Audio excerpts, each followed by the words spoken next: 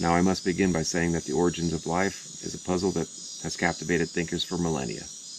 How did the first living organisms come into existence? This is the study of abiogenesis, the process by which living organisms emerge from inorganic or non-living material.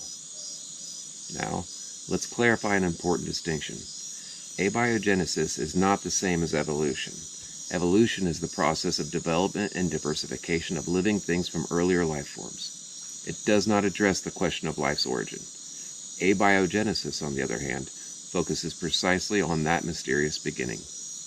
Okay, to understand abiogenesis, we must explore the fundamental building blocks of life. All presently living things share a trinity of essential elemental building blocks. First, we have deoxyribonucleic acid, or DNA for short, or its simpler counterpart RNA, ribonucleic acid. Both contain the blueprints of life, and recently discovered, both possess the remarkable ability to self-replicate. Second of the shared trinity are proteins. They are the workhorses that carry out the vital functions within our bodies. These complex molecules perform a myriad of tasks, from catalyzing chemical reactions to simply providing structural support. And finally, we have lipids, the crucial component that form the cell membranes, encapsulating life itself. Lipids create a boundary, a protective barrier, separating the inner workings of cells from their external environments. But how did these three elements come together to initiate life's grand journey? Before the existence of plants, animals, and even bacteria, the primordial soup held the key. In this soup, the trinity of nucleic acids, proteins, and lipids had to coexist, intertwine, and interact for life to emerge. Some scientists argue that the most crucial component of this trinity is the lipid membrane, the protective wall that encloses the cell. Without this essential structure, the chaotic mixture within the soup would remain aimless, lacking any potential for self-replication. Lipid membranes act as a catalyst, bringing together different chemicals and fostering the possibility of chemical reactions that lead to the creation of life's machinery. Fascinatingly, lipids possess a unique feature. They consist of a round hydrophilic head. Hydrophilic means water-loving. Lipids also have a long water-fearing tail, aka hydrophobic tail. When lipids find themselves suspended in water, they spontaneously self-assemble in spherical structures. Why does this occur?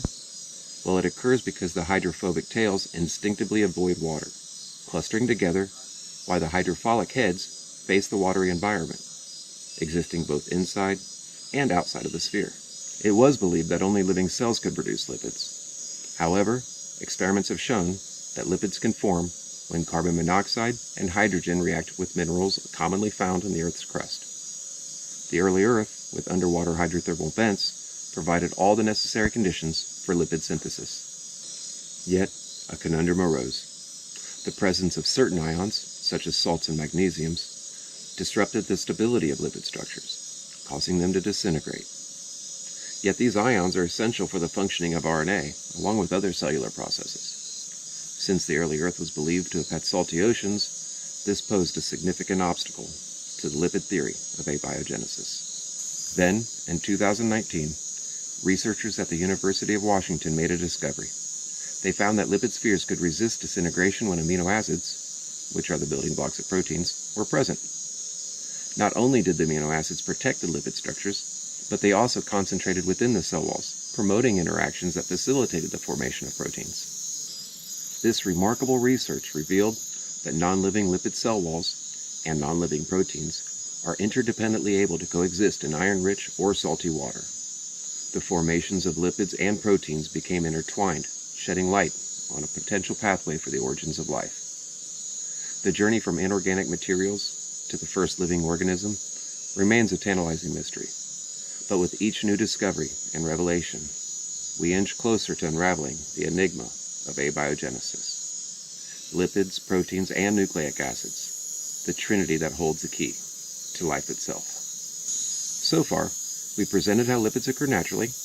We've described how they tend to naturally create protected and isolated place in which chemical reactions can likely occur. So now, we can somewhat envision the outer casing of Earth's first life. Now then, let's take a look under the hood by researching a few relative theories. Because these theories can be a bit complex, we'll start with the basics. Since humanity first properly defined a cell, students have been taught inside them exist DNA and RNA. Now, viewers are probably already familiar with some concept of DNA, but it's really what DNA creates that's most important when attempting to understand our next topic, the RNA World Theory. All DNA molecules create what's known as RNA molecules. Within the focus of this section, we're specifically providing details pertaining to mRNA, aka messenger RNA. Now, these are chains of really complex molecules that kind of float around, and eventually they serve as a template for producing complex proteins. Using the simulation program from the University of Colorado, we can attempt to visualize the type of molecular environment in which DNA exists. Every now and then, DNA molecules receive signals from transcription factors to create a new RNA molecule. When this happens, another molecule called RNA polymers attaches to the DNA and starts to create what's referred to as mRNA.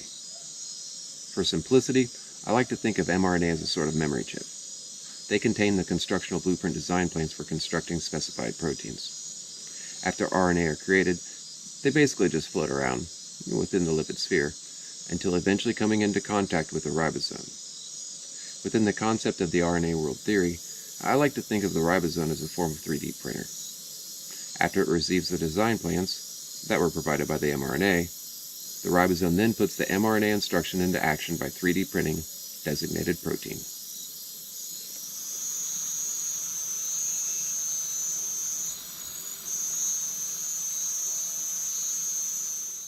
Proteins are complex three-dimensional shapes, created in infinite combinations of 20 amino acids that power cells and organisms. In other words, they're really, really necessary for life to exist. So, if RNA is necessary because it contains the instructions to produce life's necessary proteins, then logically, isn't DNA necessary because it creates the seemingly necessary RNA? You'd think that there'd be a simple yes answer to this question. But then again, the answer is in the title of the theory, which suggests that the actual answer is no. Anyway, recent scientific experiments are proving that RNA is more amazing than what scholars first predicted. Microbiologists have long speculated that life may have originated from RNA itself. In the absence of a host organisms or DNA molecules, RNA was once capable of self-replication, and mutations likely occurred during that process. Over time, these mutations would have eventually led to the increasing complexity of RNA molecules, eventually resulting in the development of DNA as we know it today. Since RNA and DNA share similar molecular structures, there is no compelling reason to think otherwise. This logic provides the basis for this fundamental theory. And it's also intriguing to note that fragments of both RNA and DNA have been discovered in various meteorites and also in locations throughout the galaxy. These findings suggest the possibility of similar replication processes occurring elsewhere beyond Earth. While some details are still missing, current evidence supports the idea that such replication processes could even be more common on a galactic scale. The RNA World Theory presents a plausible explanation for the origins of life on Earth, even without the absolute requirement of DNA. The existence of RNA and DNA in various extraterrestrial locations further reinforces the idea of widespread replication processes. Although some details still remain to be uncovered, the scientifically available clues seem to consistently fit in the alignment of this theory. In our present natural world, intriguingly supportive clues are also observed in the form of double-stranded RNA molecules. Further exploration and research could potentially place these molecules in an evolutionary trajectory that connects RNA to DNA.